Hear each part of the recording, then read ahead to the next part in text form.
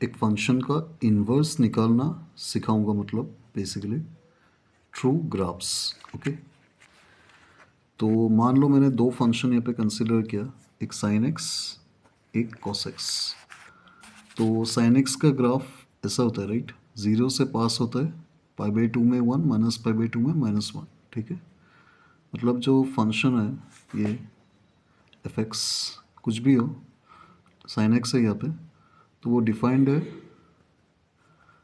Minus pi by two comma pi by two से minus one comma one तक। तो inverse के लिए क्या करना है, इस वैल्यू को यहाँ पे लाना है, ठीक है, और इस वैल्यू को यहाँ पे, सिंपल। डोमेन रेंज तुमको पता है, सो मैं इतना उसमें बोल नहीं रहा हूँ। अब इसका जो ग्राफ होगा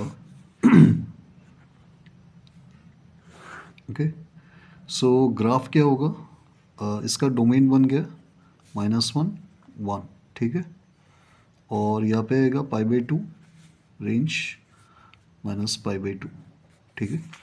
अब ध्यान से देखो, ये मेरा साइन ग्राफ है, राइट।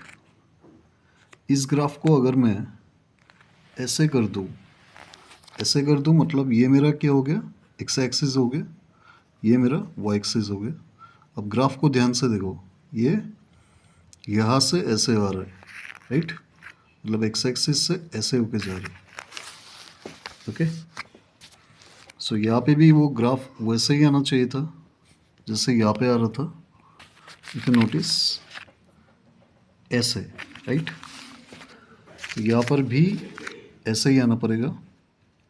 तो यहाँ पे बेसिकली ग्राफ ऐसा होना चाहिए था, मतलब ऐसा ही होगा, ठीक है। सो मैं बोल सकता हूँ डायरेक्टली ये एफ इनवर्स का ग्राफ है।